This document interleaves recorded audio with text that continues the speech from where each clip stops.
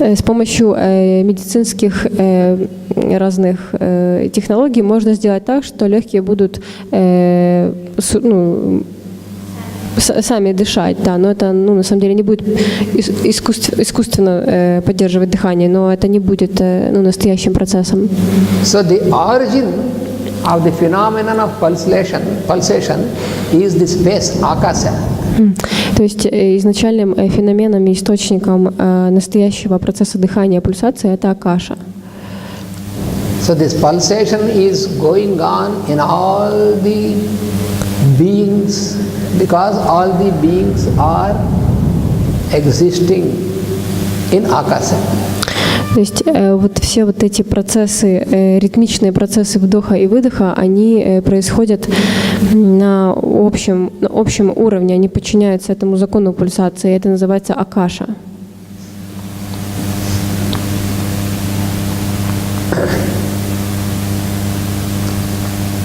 All the beings means not only the human beings or animals, all the beings, even our earth is a being, our sun is a being.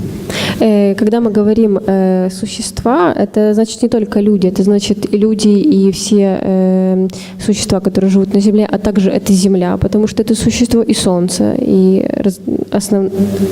дальше другие планеты, потому что они тоже являются живыми существами.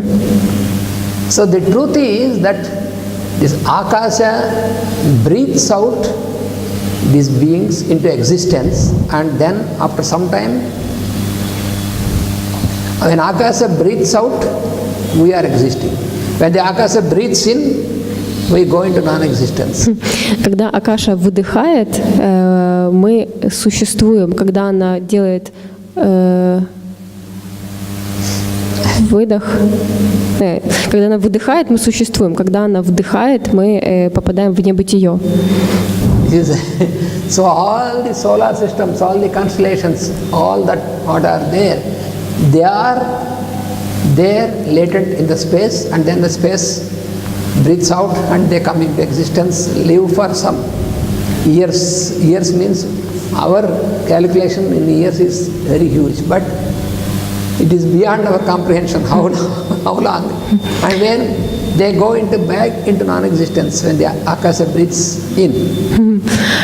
Все созвездия, все планеты, огромные космические тела, они начинают существовать в тот момент, когда акаша выдыхает.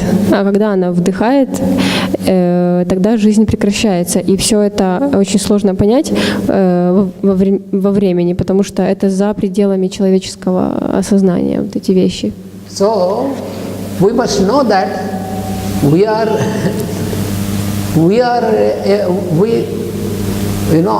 after we are being born, after some time, after we have grown to some extent only, we know that there is something is happening, we are breathing in, we are breathing out, but before our existence, before the existence of all the solar systems, all this phenomenon is there in akasha, in space. До того, как мы сейчас. В общем, когда мы рождаемся, проходит какое-то время, и все это время мы все равно мы дышим, и мы об этом даже не задумываемся. Но все равно это происходит. And what is the second part? all this phenomenon, before we know that it is there working in us, that is there in the akasha only. That is why we inherit this. То есть перед тем, как мы узнали, что мы тоже можем дышать, этот феномен дыхания, пульсации находится в нас, он уже давно существовал в акаше. So this akasha is the unbound space. Акаша значит неограниченное пространство. And all these properties are there existing latent in this akasha. И все эти условия, они существуют в акаше. That is why akasha is explained in Veda as the body or the form of the Lord of Universe. Поэтому акаша объяснена в ведических знаниях как тело сознания Бога. So we cannot imagine, because for us generally we think Akasha means the empty space. Space is never empty. То есть для нас, мы не можем этого понять, потому что для нас Акаша ассоциируется с пустым, незанятым пространством, но пространство на самом деле не может быть не занято. Because every atom is formed from the space, exists in the space and merges into the space. Потому что каждый атом, он существует в пространстве, и он создан из пространства. So therefore, all these stages of this creation, Поэтому все стадии создания, they are all working according to the cosmic laws. все они работают согласно космическим законам. For example, here we have seen the law of pulsation is operating here. The law of pulsation, which makes expansion and contraction. Например, здесь мы видим Бога пульсации, который совершает вдохи и выдохи. And then there is the law of alternation. Law of alternation. You have inhalation and Все, exhalation. я поняла. И таким образом мы видим закон чередования. It is because of the law of alternation only that you have our existence possible. If this law of alternation is not there, this inhalation and exhalation will not happen because there is no alternation. Мы существуем благодаря закону чередования, потому что если бы его не существовало бы вдохов и выдохов, нас бы тоже не было. Also, every day we experience this law of alternation. You have day and you have night. Always there is alternation of day and night. Также каждый день, каждые сутки мы испытываем на себе этот закон чередования, потому что есть день и есть ночь. In the same manner, we have also the alternation when we have come into the body which we call life, and then we go out of the body, leaving this body, which we call death. So there is alternation.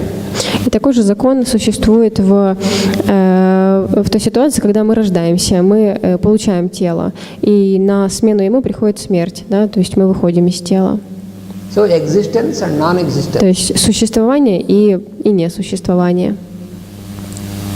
So this operation of this law of alternation is continuous. То есть этот процесс чередования, он бесконечен. So therefore, this Akasha has so many properties, and sound is one of the prime property of Akasha. Поэтому Акаша имеет очень большое количество разных качеств, но звук – это один из главных качеств Акаши. So what is this Shrava? This is the latent sound. This is referent to the latent sound which is there in us. То есть шрава – это тот звук, который находится внутри нас, который относится к нашему внутреннему голосу, так скажем. So that latent sound is what we arrive when we go into this so and hum. И когда мы переходим к звуку со-хам, so this consonant is dropped and O is remaining. Мы сначала произносим «с», а потом «о» – это звук гласный, который остается в нас, когда мы его произносим. And in hum, hak, this ha is dropped and n is remaining. That is the center of soham. And that is what we call om. И со второй части «хам» остается гласная, точнее, согласная буква «м». И вот таким образом формируется звук «ом».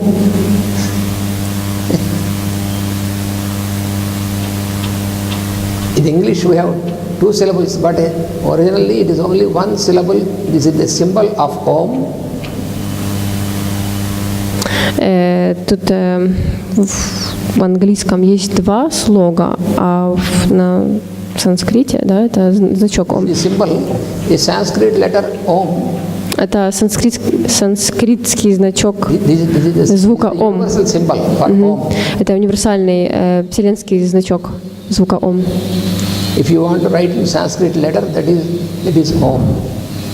Вот таким вот образом выглядит санскритское значение звука Ом. So, during our practice of pranayama, what we are doing is, first we are reaching this inhalation, exhalation, so and hum, and finally leave this and come to Om. Что мы делаем в пранаяме? Изначально мы начинаем со звука со-хам, соединяясь со внутренним звуком своим, и постепенно мы переходим к звуку Ом.